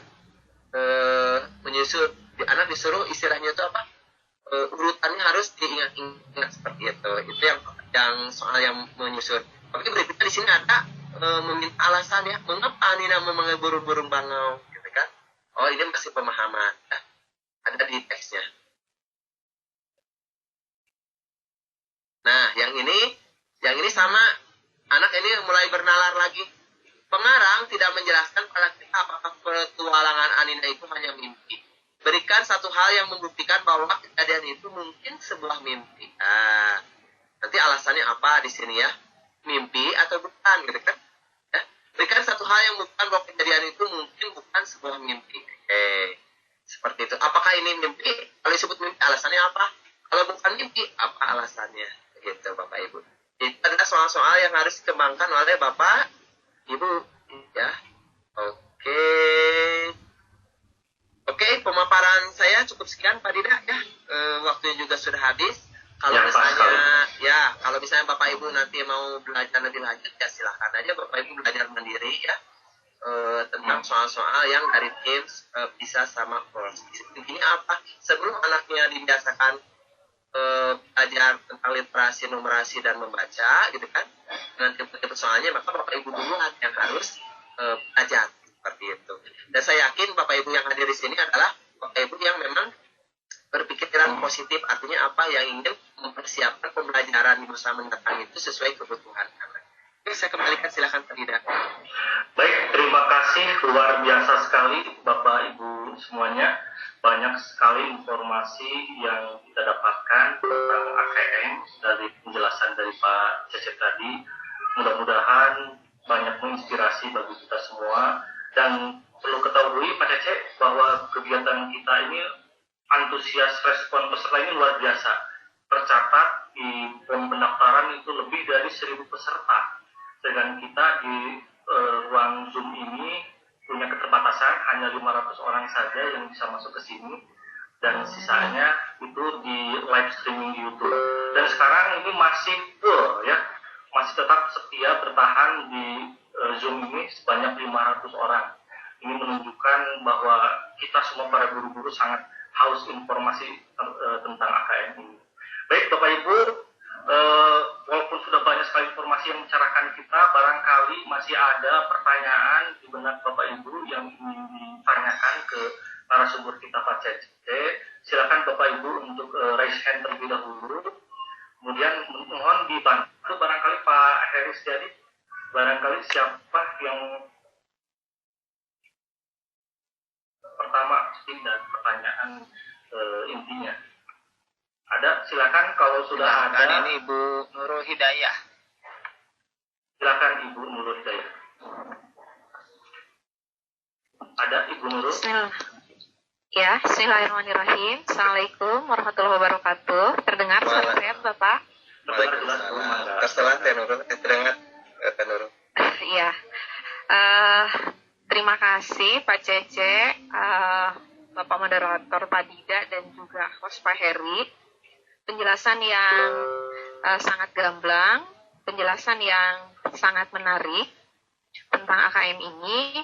Beberapa waktu yang lalu, saya mendapatkan sebuah paparan, jadi kayak slide seperti itu, dari kegiatan webinar tentang AKM ini yang diselenggarakan oleh LKSN Kemendikbud. Sayangnya saya hanya mendapatkan slide-nya saja tanpa disertai dengan penjelasannya. Nah, pada kesempatan ini berbahagia sekali saya bisa bertanya kepada narasumber. Nah, dalam paparan tersebut ada slide yang menuliskan tentang Sustainable Development Goals. Jadi si SDGs itu terselang di setelah penjelasan tentang literasi, numerasi, kemudian tentang SDGs, lalu di bawahnya contoh-contoh. Kemudian saya menduga-duga akhirnya apakah tema dari AKM ini diantaranya adalah SDGs tadi yang sebanyak 17 yang kita seluruh dunia sama-sama ingin mencapai ke 17 itu di 2030. Meskipun tadi sudah disebutkan bahwa yang terpenting adalah keterampilan siswanya mungkin ya, keterampilan berpikir siswa, keterampilan siswa untuk bernalar. Tapi seandainya dugaan tadi ya, saya hanya menduga-duga sekali lagi, bahwa tema yang akan diambil dari dalam AKM ini diantaranya adalah yang 17 tadi, yang Sustainable Development Goals tadi. Saya pikir mungkin tidak ada salahnya kita dalam pembelajaran sedikit mengenalkan kepada siswa-siswa kita untuk terbiasa dengan tema-tema tadi. Meskipun sekali lagi konten pembelajaran mungkin hanya sarana untuk melatihkan anak berpikir. Tapi mungkin nggak ada salahnya ya seandainya kita mengenalkan itu. Yang 17 tadi misalkan dalam pembelajaran itu adalah yang nyangkut-nyangkut ke sana, misalnya seperti itu. Yang jadi pertanyaan saya, kira-kira dugaan ini benar nggak ya? Kalau seandainya iya, ya lumayan ada bayangan mungkin ya bagi kita dalam pembelajaran nanti, oh bisa dipakai nih tema-tema tadi. Itu saja, terima kasih banyak. Oh iya, lupa saya memperkenalkan diri, saya Nurul Hidayah dari SMA Negeri 1 Lembang, Kabupaten Bandung Barat. Terima kasih banyak Bapak narasumber dan seluruh panitia. Assalamualaikum. Waalaikumsalam. Baik, terima kasih. Langsung dijawab aja, Mbak Rita. Ya langsung saja Pak, biar Anda lupa. Oke, terima kasih pertanyaannya Pak Nurul ya. Pak Nurul itu kakak tingkat saya juga ya. Beliau harusnya berangkat ke Australia ya, S3 di University of Melbourne kalau nggak salah LKDP. Jadi Pak Nurul memang benar ya, dugaan Pak Nurul itu mungkin gitu kan, karena bukan benar ya, mungkin nanti memang konteksnya itu diambil dari SDGs, karena memang kalau kita lihat soal-soal PISA memang mengarah ke sana juga. Nah, Bapak Ibu kalau misalnya nanti mau mengembangkan pembelajaran, angkat juga teman-teman yang SDGs tersebut, misalnya kayak tentang kemiskinan, terus misalnya lingkungan berkelanjutan seperti itu. Itu adalah tema-tema yang memang sangat menarik untuk diangkat dalam pembelajaran. Yang kedua, kalau kita lihat arah riset kita juga ya dalam dunia pendidikan, sekarang yang S3 bisa di UPI saja pendidikan itu temanya itu memang mengarah ke sana. Nah, salah satu yang sudah dilakukan oleh Provinsi Jawa Barat itu adalah ketika kemarin mengembangkan literasi, ya, literasi membaca dan menulis. Itu kemarin kan ada beberapa angkatan, mungkin Bapak Ibu guru di sini ada yang muridnya di Jawa Barat ini yang dipanggil beserta gurunya ke Lembang saat itu ya, tahun kemarin lah, akhir tahun kalau nggak salah. Nah itu si anak itu ditantang untuk membuat sebuah artikel dengan tema-tema dari SDGs yang sudah ada gitu kan. Jadi anak itu disuruh membuat sebuah artikel resmi dan nanti dibukukan hasilnya seperti itu. Dan ternyata itu sudah dibukukan kalau nggak salah ya. Nanti khawatir saya salah soalnya temanya kalau nggak salah itu yang kita bawakan. Dan nanti boleh berkomentar guru-guru dari Provinsi Jawa Barat dan itu sudah disebarkan ya. Makanya kemarin saya nanya ke guru di sekolah apakah bukunya yang santuy Indonesia itu santuy sudah diterima atau belum, dan itu isinya itu ya itu terkait dengan itu Bapak Ibu. Jadi alangkah lebih baiknya nanti kan pembelajaran juga diselaraskan. Jadi memang arahnya ke sana Bapak Ibu. Nah, contoh dalam biologi aja sekarang. Biologi yang kurikulum baru itu ada yang namanya temanya itu ada satu bab ya. Tema-tema tentang lingkungan yang ada gitu kan. Nah, kita masukkan itu ada contohnya bisa ya ketersediaan pangan dunia, terus lingkungan berkelanjutan, kebakaran hutan. Jadi tema-tema seperti itu sekarang sudah dimasukkan ke dalam kurikulum yang baru sebagai sebuah konten gitu kan yang bisa diajarkan kepada siswa. Jadi memang bagus sekali kan nanti Bapak Ibu mau mengembangkan soal atau pembelajaran mengangkat tema-tema yang SDGs gitu ya. Mudah-mudahan Teteh juga nanti angkat temanya, dan saya juga tahu ya Teteh angkat temanya salah satu itu buat nanti disertasinya. Oke, itu Bapak Ibu ya masukan yang bagus sekali dari Teh Nurul ya. Saya kelupaan tentang konteks. Silakan Bapak Ibu yang lain. Ya, baik, terima kasih Teh Nurul. Berikutnya Ibu Dwi Wahyuni silahkan. Ibu Dwi Wahyuni silahkan.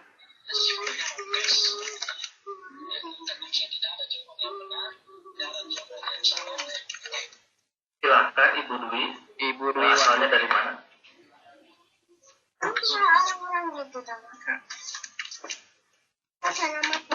Silakan Ibu Dwi. Ibu Dwi, apakah mau bertanya, Ibu? Bisa aja kepijit Kang kalau dari HP. Baik, kita coba yang lain. Ada? Bapak Asep Saifullah. Baik, halo, Assalamualaikum. Waalaikumsalam. Silakan Pak, silakan dari dulu Pak. Ya, perkenalkan nama saya AF Saifullah dari SMA Temasek Independent School. Saya dari Bandung, Pak. Kebetulan saya itu sebenarnya bukan guru biologi, tapi guru fisika. Kak, Ya, halo Pak Cece. halo juga Pak Ep. Ya, menarik sekali untuk AKM sendiri. Saya itu kebetulan baru mengikuti webinar atau seminar tentang AKM itu di sini. Jadi masih ada beberapa hal yang ingin saya konfirmasi lagi. Sebenarnya ada 3, boleh nggak tiga-tiganya? Silakan Pak, tapi singkat saja Pak. Ya siap, satu dulu ya.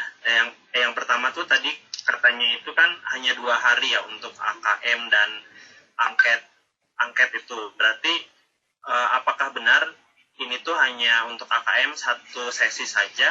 Artinya kalau UN itu kan ada beberapa sesi untuk setiap mata pelajaran. Nah untuk AKM ini tuh apakah satu sesi? Kalau memang satu sesi berarti semua muatan mata pelajaran ada di sana dong. Itu untuk yang pertama. Yang kedua, tadi itu kan AKM sendiri lebih ke sebagai pertimbangan untuk pemerintah, tapi dampaknya sendiri bagi siswa, maksudnya nanti ketika mereka sudah AKM dapat hasilnya itu seperti apa gitu, apa manfaat secara langsung buat siswa. Kalau UN kan manfaatnya mereka bisa menggunakan nilainya untuk ke universitas atau misalnya dari SMP ke SMA untuk penerimaan siswa baru. Yang ketiga tadi itu saya salah atau benar, mohon dikonfirmasi lagi. Saya tuh mendengar bahwa sekolah itu wajib setiap sekolah melakukan AKM, tapi hanya beberapa siswa yang menjadi sampel. Apakah itu benar? Tapi kalaupun benar, misalnya tadi kepolisian membutuhkan AKM, bukannya sebaiknya setiap siswa punya AKM, karena nanti kan kita juga nggak tahu nanti siswa ke perguruan tinggi mau kemana atau kerja dan lain sebagainya. Itu sih Pak. Oke, bagus sekali pertanyaannya Pak Aep ya. Pak Aep juga saya kenal di itu awardee ya Pak Aep ya. Oke, Pak Aep benar sekali. Yang pertama tadi ya, kan ada 2 hari ya. Jadi hari pertama itu tes literasi 75 menit. Yang kalau untuk SD ya, kalau untuk SMP, SMA, SMA itu 90 menit. Nanti kalau hari kedua itu tes numerasi dan survei lingkungan belajar 30 menit. Jadi kalau untuk SMP, SMA lah, contohnya kan Pak Aep itu ngajar secondary ya, secondary yang O level sama E level. Nanti yang pertama itu hari pertama itu tes literasi itu 90 menit, dilanjut dengan survei karakter 30 menit. Hari kedua nanti tes numerasi 90 menit, baru dilanjut dengan survei lingkungan belajar 30 menit. Nah, yang ini artinya apa? Tadi yang kedua ya, kan itu tidak berhubungan dengan konten Pak Aep, jadi nggak usah khawatir. Misalnya, apakah ini berhubungan dengan konten siswa? Tidak ya. Jadi literasi numerasi dan literasi apa satu lagi membaca ini ya, itu tidak berhubungan dengan konten pembelajaran, jadi tidak ada kaitannya dengan kurikulum. Yang diakses itu apa? Yaitu kemampuan berpikir siswanya, khususnya untuk numerasi dan literasi ini. Nah, oleh karena itu literasi dan numerasi ini wajib kita biasakan dalam pelajaran sehari-hari. Jadi nanti hasilnya itu didapatkan itu per sekolah. Jadi berupa istilahnya itu rapot mutu pendidikan sekolah, misalnya Kemasek. Kemasek itu untuk kemampuan literasi siswanya ada di level keberapa, untuk numerasinya ada di level keberapa. Kalau misalnya hasilnya jelek, maka itu sebagai bahan refleksi sekolah untuk memperbaiki proses pembelajarannya. Oh, ternyata siswa kita itu proses berpikirnya masih jelek. Itu masih ada waktu 1 tahun untuk memperbaiki. Jadi kalau misalnya kita proses asesmennya itu dilaksanakan di akhir kelas, bisa di kelas 9 atau di kelas 12, maka tidak ada kesempatan untuk memperbaiki kelemahan siswa. Jadi tujuan dari asesmen kompetensi minimum itu adalah untuk memperbaiki proses pembelajaran, ya, bukan sebagai alat evaluasi hasil belajar, hasil akhir, bukan ya. Jadi intinya untuk proses perbaikan ya, perbaikan kualitas pembelajaran di sekolah tersebut. Karena banyak kan sekolah sekarang itu rata-rata gini, sekolah itu bagus kata siapa gitu kan. Jadi asesmennya belum jelas. Sekarang itu diharapkan semua sekolah itu memperbaiki prosesnya, bukan hasil akhirnya. Yang kedua ya, yang ketiga berarti. Nah, tadi kan ditanyakan bahwa beberapa institusi itu memerlukan ya, itu kemungkinan dari kementerian, kan di Jupiter belum ada. Nah, kalau kelas 12 itu memang silahkan kalau Anda mau mengikuti AKM karena khawatir misalnya kepolisian atau misalnya TNI itu persyaratan harus ada nilai AKM, maka silahkan ikutan aja AKM. Tapi kalau tidak mau ya nggak usah, silahkan seperti itu. Kalau untuk kelas 4, 8 dan kelas 11, tiap sekolah itu nanti akan diacak stempelnya, itu diacak siswa siapa saja yang akan ikutan. Dan itu kalau rencana dari kementerian itu maksimal hanya 40 ya, atau 30 untuk SD, 30 untuk SD. Kalau untuk SMP dan SMA itu maksimal itu kurang lebih 45 per sekolah maksimal itu ya, dan itu diacak sistemnya. Jadi kalau misalnya kayak di Parongpong itu kan ada 9.000 siswa, maka hanya 45 siswa yang mengikuti. Tapi kalau kelas 12 diberi kebebasan apakah mau ikut atau tidak, begitu. Jadi sebenarnya AKM itu tidak digunakan untuk melanjutkan studi, karena kayak contoh dari SD ke SMP tidak menggunakan AKM, SMP ke SMA tidak menggunakan AKM ya. Gitu. Karena sekarang kan sudah zonasi ya, jadi tidak didasarkan terhadap nilai AKM. Jadi nanti kalau misalnya khusus untuk SMA kelas 12 dan mereka memang mau mengikuti secara pribadi ya dipersilahkan, dan nanti akan hasil keluar sertifikat atas nama perorangan kalau yang mengikuti. Rencananya seperti itu ya Pak Ibu. Tapi kan nanti kita lihat di juknis yang benarnya seperti apa. Karena tadi kita juknisnya suka keluar di bulan Desember, suka mendadak ya geningan seperti itu. Itu aja pertanyaannya, apa lagi? Ada yang belum terjawab Pak Ep?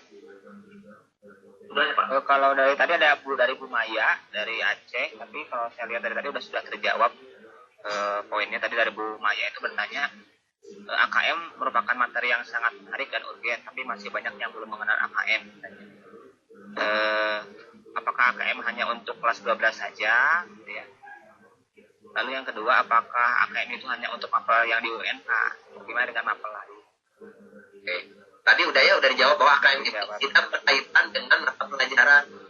Jadi konteksnya itu tidak berkaitan dengan mata pelajaran. Jadi yang di asesnya itu keterampilan membaca dan numerasi. Jadi tidak berkaitan dengan pembelajaran yang dilaksanakan.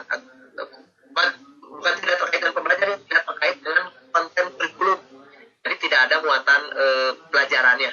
Misal biologinya itu yang nggak ada seperti itu. Jadi yang diakses itu hanya lebih ke kemampuan literasi membacanya sama literasi numerasi itu saja. Untuk yang sekarang ya, tapi kita tidak tahu nanti ke depannya. Karena gini, kalau saya lihat di tiap negara yang mengikuti PISA itu sama polanya kelas 4 ya, atau kelas 5, kelas 8 dan kelas 11 itu mereka mengadakan sama seperti ini asesmen kompetisi minimum, tapi mereka memang disesuaikan dengan materi-materi PISA. Jadi kenapa hasil PISA di negara-negara maju itu bagus? Karena mereka kelas-kelas tersebut diujikan soal-soalnya sehingga udah terbiasa baik soal kepada guru maupun kepada siswa. Nah sekarang juga salah satu tujuan pemerintah itu mengadakan AKM ini untuk menghadapi nanti bisa di tahun 2022 berarti ya Pak Heri ya? 2021 seperti itu. Gitu. Itu tujuannya membiasakan dulu ya. Oke. Kita silakan lagi Pak Heri dan Pak Dida. Ya, baik, ini ada yang mengacungkan tangan lagi, Bapak Zainal Abidin. Mangga Bapak Zainal Abidin. Silakan. Silakan Pak Jenal diaktifkan mikrofonnya. Kita masih punya waktu 10 menit lagi ya untuk sesi tanya jawab. Atau Ibu Dewi Kureisin.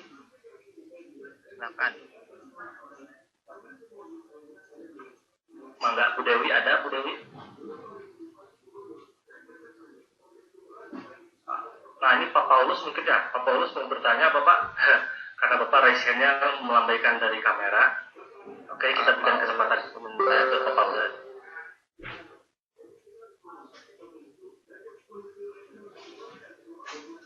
Ya sebentar Pak, sedang di unmute dulu.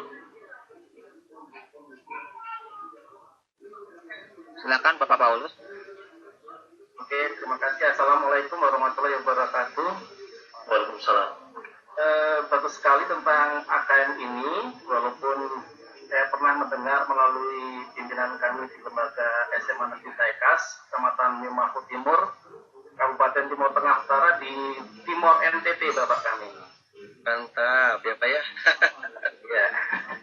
Jadi tidak mengurangi rasa hormat kepada Bapak TT, Bapak Dida dan semua panitia webinar pada siang sore hari ini. Maka dengan rendah hati saya mau menyampaikan satu pertanyaan saja Bapak tentang survei karakter.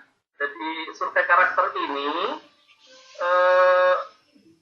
apakah kita menyertai peserta didik itu hanya pada ketika mereka di ruang lingkup sekolah atau ketika mereka juga berada di luar ruang lingkup sekolah. Kemudian mohon juga diinformasikan juga tentang format-format tentang nilai poin-poin apa yang perlu disurvei begitu Pak. Itu saja pertanyaan. Terima kasih. Wassalamualaikum warahmatullahi wabarakatuh.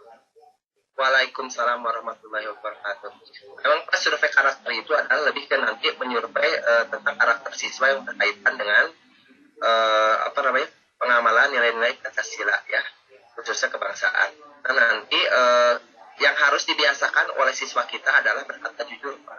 Karena rata-rata anak kita itu ketika dikasih sebuah kuesioner, mereka itu takut menuliskan sesuatu yang buruk. Tipe orang Indonesia seperti itu, termasuk gurunya. Jadi ketika ada survei itu pasti selalu baik gitu kan. Itu tipe anak-anak kita termasuk orang tua dan kita juga ya. Jadi biasakan saja gitu kan. Kalau buruk ya buruk, baik ya baik gitu kan. Kalau tidak ya tidak, kalau ya ya iya gitu kan. Jangan sampai istilahnya itu karena takut menyakiti gurunya gitu kan. Maka dia dibaik-baik gitu. Karena kenapa? Ini penting sekali nanti sebagai bahan refleksi buat sekolah. Itu buat sekolah. Terbayang kan kalau misalnya nanti prosesnya bagus, dalam prosesnya bagus, tapi kenapa dinilai AKM-nya jelek gitu kan? Itu kan tidak sesuai ya. Seperti itu. Jadi artinya apa? Anak dibiasakan untuk berkata jujur. Karena kalau kita riset di sekolah aja. Terus saya melakukan riset, oke, ini ada angketnya. Saya suka lihat dulu angketnya. Ini kepanjangan angketnya, jangan banyak-banyak. Anak-anak kalau kebanyakan, nanti yang pertama ya, mereka yang penting ya, gitu kan. Yang penting bagus gitu. Sekarang dibaca gitu kan. Jadi harus hati-hati kalau ke anak-anak gitu kan. Sekarang jadi biasakan pakai anak itu berkata jujur. Bagus bilang bagus, jelek bilang jelek, seperti itu. Itu sebagai bahan refleksi. Nah, Bapak luar biasa sekali ya. Sekarang aja Bapak NTT ya? Iya, di NTT Bapak. Ya, NTT itu sekali ya. Nah, sekarang yang kurikulum yang terbaru saja, yang IPA itu koordinatornya orang NTT. Dari NTT Pak, dari Kupang gitu. Dia dulunya sebagai diploma program itu koordinator di sekolah internasional. Tapi sekarang dia buka sekolah di Kupang. Itu bagus sekali gitu ya. Orang itu orang NTT ya Pak ya. Begitu. Oke, gitu aja Pak mungkin ya. Karena nanti kita pembelajaran ke depannya rata-rata mungkin kita mengajunya ke IB ya. International Medical Laureate. Silakan. Baik, Pak Heri masih ada Yang Pak Ceci mungkin di kolom chat ada beberapa pertanyaan bisa di Jawab ya? Oke, saya jawab saja. Yang Ibu Maya sudah. Terus. Oke. Bentar ya. Oke, ini apakah tinggal mengerjakan secara online atau sekolah mesti persiapan server? Kemarin sudah ya. Sinkronisasinya itu yang UBDK apa namanya gitu. Ibu itu sinkronisasi untuk AKM. Ya, operatornya coba tanya kemarin ada sinkronisasi nggak? Ya, ada. Ada nggak? Pak Dida operator bukan? Ada sinkronisasi kemarin nggak September Oktober itu? Katanya September kalau nggak salah. Ada ya? Saya proktor tapi ikut grup teknisi katanya sedang dicoba kemarin udah dicoba. Udah ya? Nah itu sudah mulai Bapak Ibu. Jadi sekarang tuh udah mulai. Jadi ya fix kemungkinan jadi ya tahun depan itu. Oke. Setiap siswa akan mendapat soal berbeda-beda berdasarkan rata-rata nilai rapor apakah benar. Apa yang harus dipersiapkan sekolah sebelum pelaksanaan AKM. Nah, tadilah yang harus dilaksanakan ya kita membiasakan itu tadi soal-soal AKM itu dalam pembelajaran. Jadi nanti soal itu kan dibiasakan cuma pilihan ABCDE atau esai biasa, tetapi anak harus dibiasakan juga yang pertama tadi kemampuan bernalar kan ya, kemampuan argumentasi. Makanya kalau kita baca tesis atau disertasi, kemampuan argumentasi, kemampuan bernalar ya, atau kemampuan mengambil keputusan ini sekali. Karena sekarang itu KKM yang diminta anak-anak harus bisa menjustifikasi gitu kan, apakah suka A, suka B, berikan alasannya. Terus berikutnya lagi,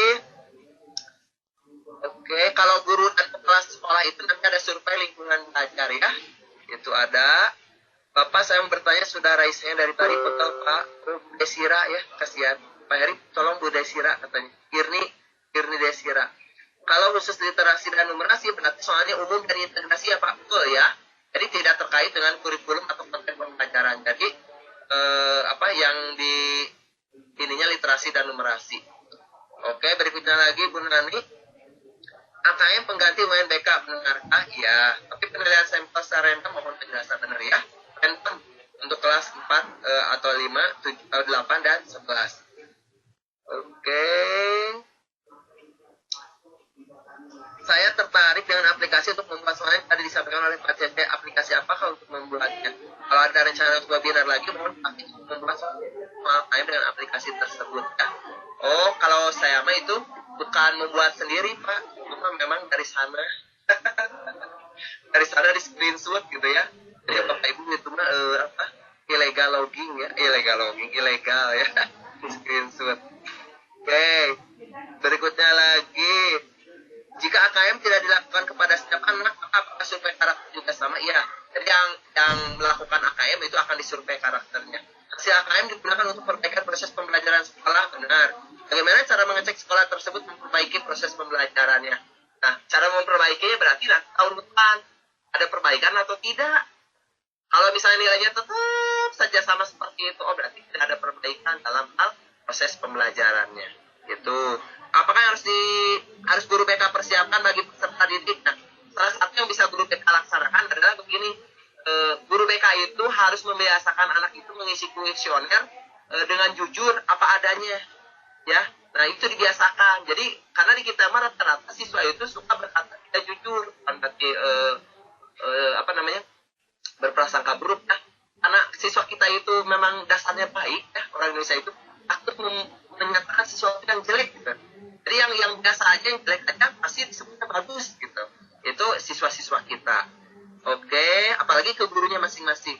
Mau tanya perbedaan penilaian sikap yang selama ini kita lakukan dengan survei karakter itu apa gitu kan. Kayak tadi contohnya itu misalnya kayak lingkungan belajar. Kalau di PISA itu ditanyakan bahkan pembelajaran di rumah, di sekolah. Kalau PISA mah holistik, tapi kalau di kita kan sekarang lebih ke lingkungan pembelajaran di sekolah ya. Kayak tadi apakah siswa dibiasakan untuk berpendapat ketika sudah membaca sebuah teks gitu kan. Apakah siswa dibiasakan untuk menentukan teks ini benar atau tidak sesuai dengan apa, seperti itu ya. Itu biasanya seperti itu survei-survei yang saya lihat. Mungkin nanti Bapak Ibu juga bisa ada yang menambahkan ya.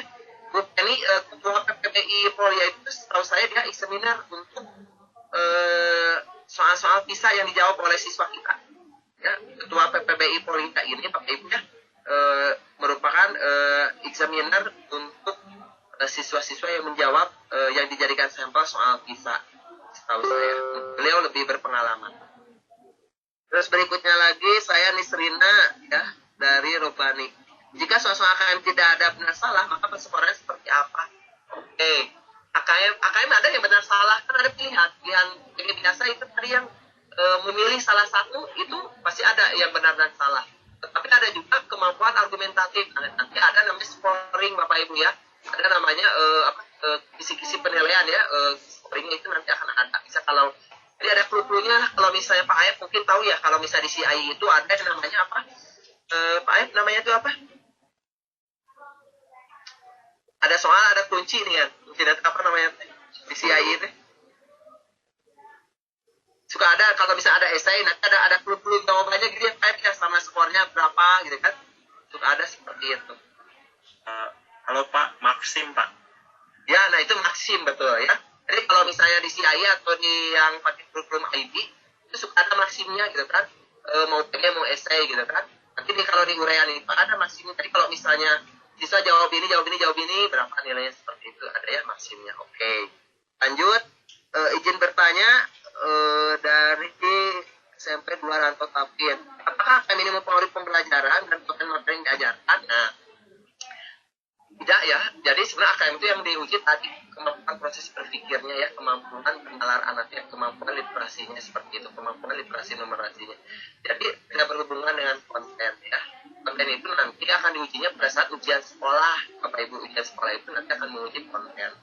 Oke. Berikutnya lagi. Oke. Waktunya 2 menit lagi Pak Ece. 2 menit lagi ya? Nanti kita kasih kesempatan terakhir untuk yang bertanya langsung. Tapi mungkin ini 1-2 pertanyaan boleh yang di chat. Oke. Ini ada bagaimana cara membuat soal AKM yang dihubungkan dengan yang abstraksi, algoritma, dekomposisi, dan pola ya. Oke, jadi kalau misalnya sebenarnya ini pembelajaran computational thinking ini Google juga sudah menyediakan pelatihannya. Itu soal-soalnya bisa dilihat ya. Jadi si siswa itu ditantang, misalnya ada sebuah grafik penggunaan energi dari berbagai negara ya. Ada grafik berupa Excel. Nah nanti anak itu disuruh menentukan misalnya negara mana yang paling konsumtif, terus negara mana yang menggunakan energi alternatif paling banyak. Sampai dengan nanti anak itu disuruh membuat istilahnya itu apa? Peta ya. Peta infografis, sebuah peta yang berbeda warna yang menunjukkan tentang penggunaan dari BBM seperti itu. Contohnya seperti itu. Sama nanti langkah-langkahnya harus seperti apa itu ada ya di sana. Itu ada contohnya Pak John ya, Pak John Henry dari SMA Kutum Cemerlang. Oke, mungkin itu aja ya. Ya cukup kali untuk yang di chat. Barangkali satu kesempatan untuk yang raise hand langsung, bertanya langsung. Ada? Ya, silakan Ibu Irni tadi. Ya, Assalamualaikum Pak. Waalaikumsalam. Halo Ibu. Ya, terima kasih atas waktunya. Perkenalkan dulu saya Irni dari SMA 4 Kota Bogor. Kebetulan mata pelajaran saya kan tidak berhubungan sebenarnya dengan biologi, tetapi saya tertarik dengan judul yang disampaikan pada webinar ini. Sekalipun itu mata pelajaran yang saya ampu adalah kimia. Beberapa pertanyaan tadi sebenarnya sudah saya tulis, cuman ternyata beberapa sudah terjawab ya dengan pertanyaan dari teman-teman. Terus kemudian saya juga setuju Pak dengan ungkapan Bapak yang terakhir pada waktu tadi presentasi, yaitu bahwa sebelum kita menginginkan anak-anak didik kita itu mampu menyelesaikan soal-soal AKM, tentu juga harus didahului oleh gurunya dulu. Jadi gurunya dalam hal ini sebagai pendidik juga menyampaikan pembelajaran mungkin dengan prosesnya harus jadi memberikan keluasan anak-anak berpendapat dan seterusnya ya Pak ya, karena sesuai dengan tujuan AKM tadi. Nah, kemudian yang saya mau tanyakan ini Pak, yang pertama adalah ada perbedaan nggak Pak antara soal HOTS dengan AKM gitu? Terus kemudian yang kedua, mau tidak mau sekalipun AKM itu tidak terkait dengan evaluasi proses belajar ya, tetapi tetap saja bahwa AKM itu nantinya akan menjadi feedback ya untuk sekolah. Nah, tentu pembiasaan AKM ini harus disampaikan oleh guru dalam proses pembelajaran. Nah, saya yang masih bingung itu bagaimana kita mengaitkan antara proses pembelajaran MAPEL kita dengan pembiasaan AKM gitu, melihat atau membiasakan soal-soal anak itu melihat atau membiasakan soal-soal AKM. Tentunya kan nanti kita harus membuat soal yang sesuai dengan mata pelajaran yang kita ampu ya. Walaupun nanti di AKM kan lebih holistik ya, soal-soalnya lebih tidak sesuai dengan konten yang tadi Bapak sesuai dengan konten kurikulum.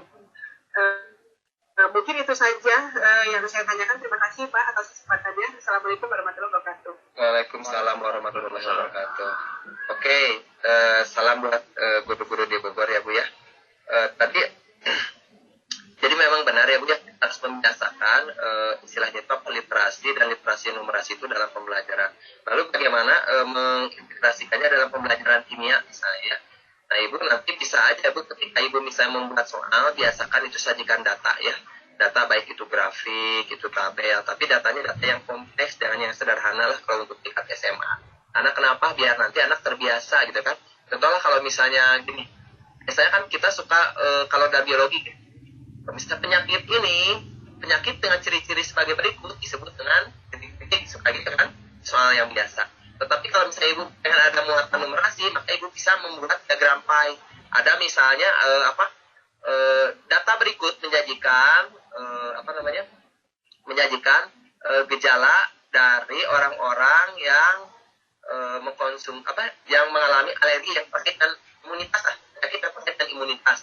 Misalnya itu misalnya ada alergi apa gitu kan. Nanti ada persentasenya, ada jumlahnya, terus nanti ditanya di bawah ya. Seseorang yang mengalami gejala dengan seperti ini gitu kan ya, berapa banyak seseorang yang mengalami, beberapa banyak orang misalnya yang mengalami penyakit urtikaria kan ya, dari grafik di atas. Nah nanti anak tuh di atas kan tidak disebutkan misalnya penyakit urtikaria atau apa, hanya gejalanya aja dan jumlah orangnya.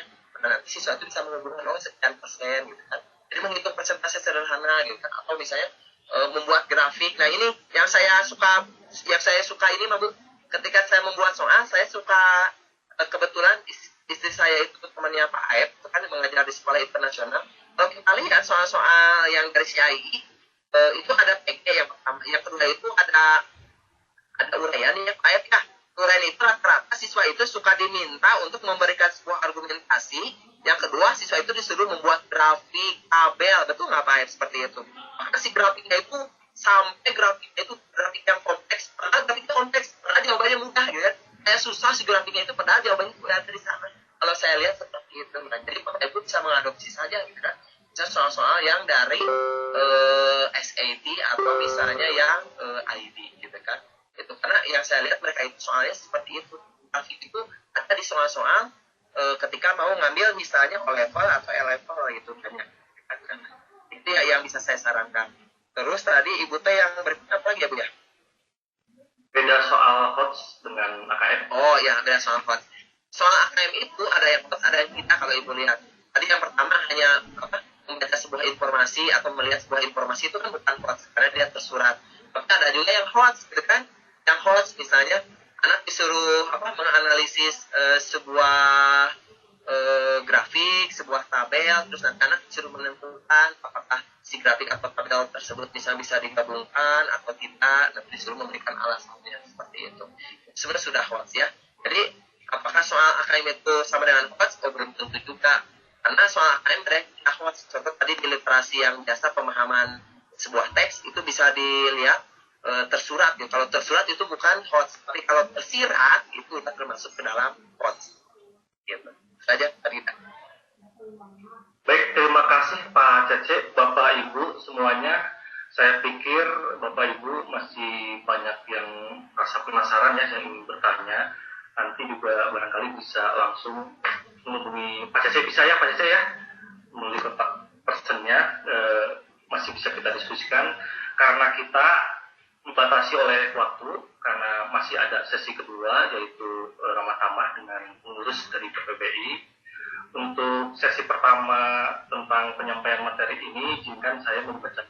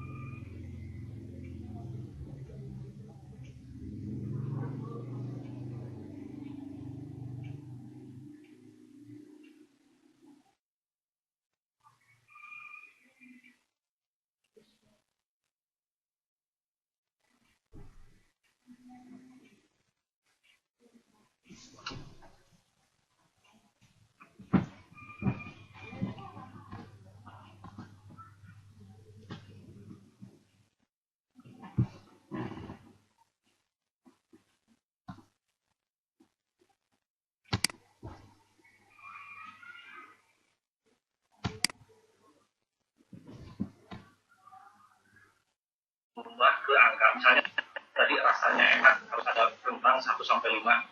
Kemudian yang kedua membiasakan mencari informasi ya, tadi ada dekomposisi, pola, generalisasi atau algoritma, atau yang kita sebut istilah sekarang adalah computational thinking.